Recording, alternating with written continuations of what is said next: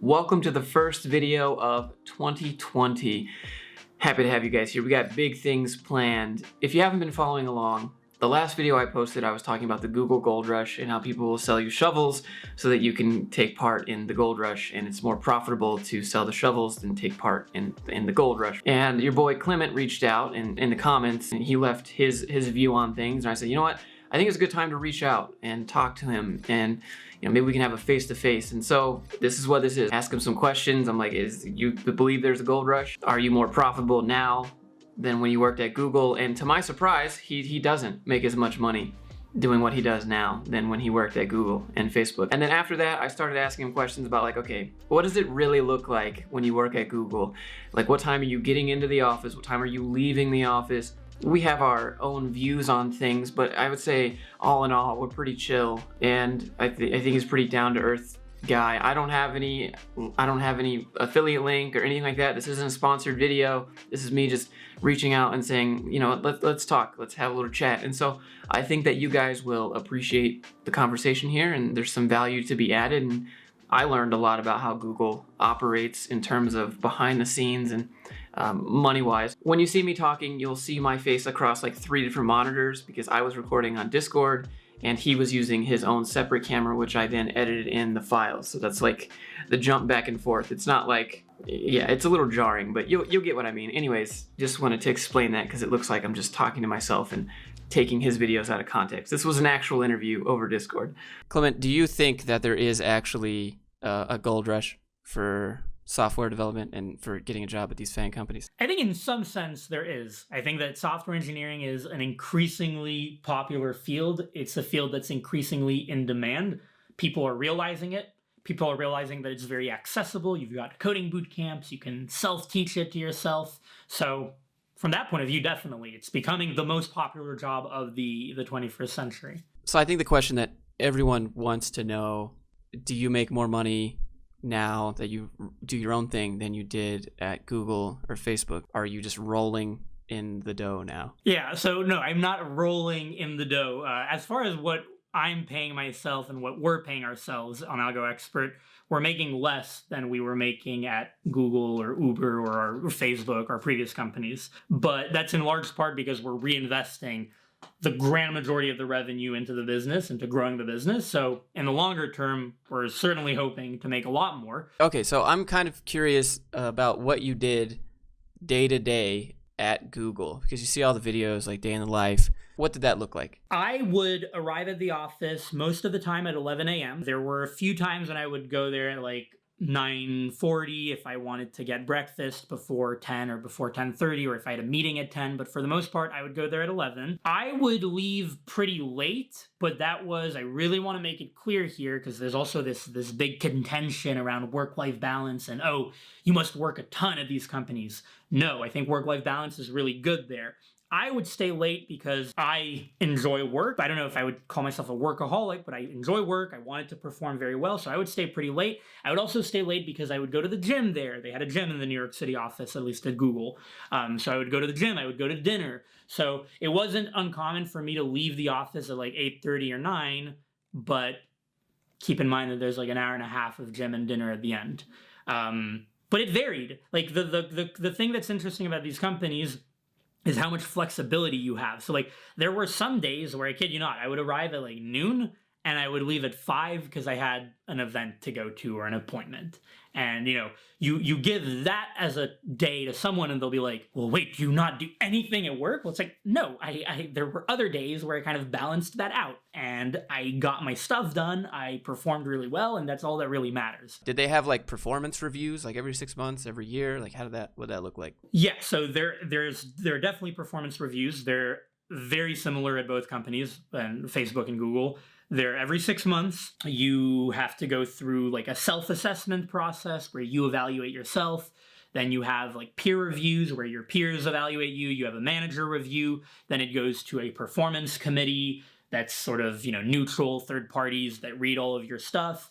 That's when also you can get promoted. If you go up for promotion, you get what they call a calibration rating, which is, you can think of it like a grade. I thought that it was actually pretty good. Like to me, it felt pretty objective and it felt like the best way to do this, because you can imagine that it can be very difficult to evaluate people on a very equal and consistent level across a company of 100,000 employees or 50,000 engineers or however many they have. What were the things that they were grading you on and that other people were? What did you do in the last 6 months? Write down all the projects you did, describe them in a concise way so that we know like what they are and what you did. Point to artifacts that might be relevant, like maybe important design docs or code reviews. Then your peers are going to comment on how you performed on these things. Like, are you BSing here or is this real? They'll say, oh, like Joshua was a great teammate here, and he came through when there was an outage and helped to do that.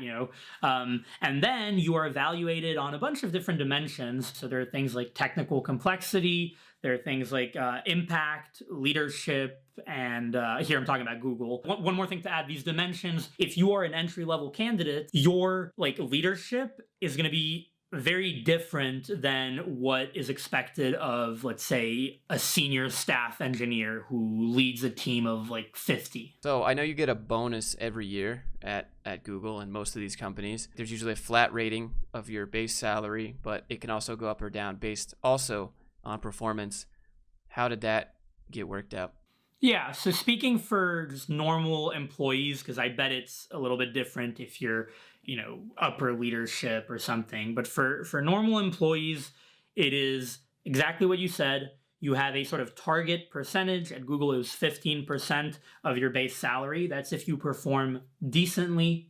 Every year, you'll get 15% of your base salary. If you perform really well, that percentage increases. My 2 bonuses during the 2 years that I was there were 22 point something percent and 24 point something percent. Do you know how that was calculated, how that number came to be? In the same way that we have the almighty YouTube algorithm that's spooky and that nobody really knows how it works. Here, it's kind of the same thing. Nobody really knows how that's calculated. It's based on a bunch of different factors, but the clear thing that you are told and that I think is reflected in the percentages that you end up getting is your performance is what will determine whether or not you have a high bonus. Is there a cap to a bonus? Okay, my understanding is that if you are a normal employee, there is an understood cap in the sense that you're not going to get $1 million as as an L3 software engineer. Yeah, I mean that's fair. I just wonder if the cap was 50% or 60%. For an entry level software engineer, I don't think it would go past 25%. The reason I say I don't think it would go past 25% is because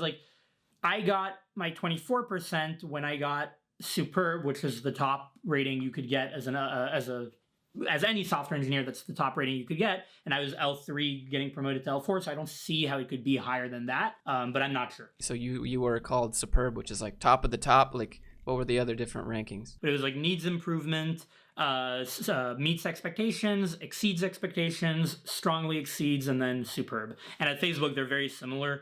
The companies are very similar in that way. They just call them slightly different wordings. What do you have to do to just meets expectations? What does that look like? And then what does needs improvement look like? It's hard to say. I can't really think about it this way. Meets expectations is if you perform your job, you perform your job. You do what is asked of you. You don't necessarily go above and beyond. You certainly don't perform poorly. You met the expectations. There are memes about how you are expected to exceed expectations. One of the key things is that the higher up you go in the company, when you're, let's say, a senior staff engineer or even a staff engineer, it becomes increasingly more difficult to get higher ratings, just because you can imagine that if you are a senior staff engineer, which is an L7 at Google, that is already very difficult to achieve. To be superb at that means that you are doing insanely good work. You are doing work that is affecting, the company and super well and making it huge impact. You see what I mean? It becomes increasingly harder to get these ratings. For the interviews, your specialty is in the algorithms and the whiteboarding problems. But what kind of stuff did they ask you when you weren't doing that? What kind of culture and soft skills, and did they make you meet the team? And what were the other interviews after you got the technical knowledge down? What did they make you do? So back when I interviewed there were no, at least for software engineers, there were no behavioral interviews. So it was all the algorithm and data structures interviews, with the caveat that these interviews don't just assess your ability to do well on algorithms and data structures. Those interviews also assess your communication skills and your ability to thrive in an ambiguous situation and these types of skills, problem solving ability. About a year and a half ago, they being Google, introduced a behavioral interview in all slates of interviews for software engineers. That behavioral interview really just assesses, it tries to go a little bit deeper than what you might be able to get as signal in a coding interview. So it'll ask you questions like, tell me a time that you worked as part of a team and that you had a conflict. How did you resolve that? Or, tell me about a time that you think you underperformed. Why do you think you underperformed? And how did you go about rectifying that? Or maybe tell me about a time that you think you performed very well. Why do you perform very well? How do you know you performed very well? What's the time when you had to make a big technical decision and people were arguing and you had to, pick a side? These types of questions. Like the types of questions things that you actually deal with on a day-to-day basis in software engineering, and trying to see how you respond. Did you see any corporate cringe? I don't know. It's hard to say. Like, all right, let me rephrase it. Did you think that some of the perks there were a little bit like, that's interesting, and maybe they could use that money to give us more money? I would say yes to that, especially on certain things like trips where you travel, or offsites, which sometimes happen. Not every team. Like, I don't think I had a particular. I guess no. Yes, my team did have a couple of offsites, but I've heard of some teams that have had huge offsites where a team of 200 will fly out internationally on a 10-hour flight. And if you do the math, you start to realize you're they just spent the salaries of 20 software engineers on this trip. What was the best part about working at Google? And then what was the worst part? The best part about working these jobs, I know you might roll your eyes at this, but the best part about working these jobs is really just everything. I genuinely believe, and I am not paid to say this, I'm not sponsored by them or anything, but you're paid an insane amount to work at a company that gives you amazing perks and benefits, to do sometimes at best very exciting work, at worst normal software engineering work. You get to learn a ton. You have so many cool opportunities to meet really smart people and work on really cool once-in-a-lifetime projects, and it gives you great credentials. So that's just all awesome. As far as the worst thing about working at these companies, the things I complain about are very much first world problems, and they're things that aren't really worth complaining about. But what I would say is the worst thing is if you're someone who is very entrepreneurial and who has very big entrepreneurial aspirations, unless you go try to do your own thing, you will not quench that thirst or whatever by staying there. And that can be a tough thing because you also have those golden handcuffs over there because everything is so great and you are literally shackled with these golden handcuffs and you have this golden food given to you and all that. And it can be hard to make that decision to leave. All right, here's a question. How come they don't really let you work remote full-time whenever you want? How come they make everybody come in? Slight misconception there. You are allowed to work remotely pretty reasonably, I would say. Ping the chat and be like, hey, working from home today, is that cool? And if no one has a problem with it, basically if you're not hindering your team, they would let you work from home. The reason that you cannot be a full-time remote engineer at Google, for instance, and I think it's the same thing at Facebook, is because the company believes, and if I'm being honest, I would be inclined to agree with them, even though we are fully remote on AlgoExpert, but I would be inclined to agree with them because they believe that there is something about face-to-face work that you can't really replace, which is why they also justify sometimes traveling to other offices. I went to South Korea for a full week, even though we could work on video chat with the engineers there. But there's something about face-to-face communication and working that can be really, really good, and that's not really obtainable with remote work, is their philosophy. Yeah, I think you know what I'm going to say. the whole there's something about that can't be quantifiable, that's where I have like that issue. You know, it's like for maybe for some people there is something about, but for me, like I just want to do my thing. I'll come in if I want, but please don't force me to, you know, like I don't mind coming in sometimes if I want to, but not because you want me to. Unless you're telling me that you would basically say like, no, I'm not stepping foot in that office, in which case, yeah, then that wouldn't work out. But otherwise, I think you would actually be like, oh, wait, they're allowing me to work remotely as much as I want and as often as I want. Also, when they don't allow that, then they're kind of forcing you to live in an area. Like, even if they have satellite offices, you still have to live there so that you can go to the satellite office. Like, you couldn't just live in Thailand and completely leverage that Google salary. You know what I'm saying? Like, you still have to live wherever their office is. It's on First We Feast. Yeah, here's your moment of red carpet. Tell them what's going on. Okay, so first thing is this video, Josh wanted to make it like kind of like detective interrogation style type of video. But Josh and I are actually like super chill, and we had like an hour-long chat before this where we talked about our passions and hobbies and life goals and dreams.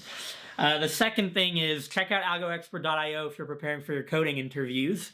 And the third thing is we did a video on my channel where we compared what it's like working at FANG, like Google, Facebook, versus mid-sized companies, like the types of companies that Josh has worked at in the past. So that's my last-minute pitch. Go subscribe to cLéMeNt. Get him to 100K. Get him to silver plaque. And I get the little check mark, I think. You get the check mark, so when you comment, people know what's up. Like, oh, cLéMeNt is in the house. If you enjoyed the video, do me a favor. Click thumbs up. If you hated it, double smash thumbs down. Really let me know. Leave a comment. Let me know what you think.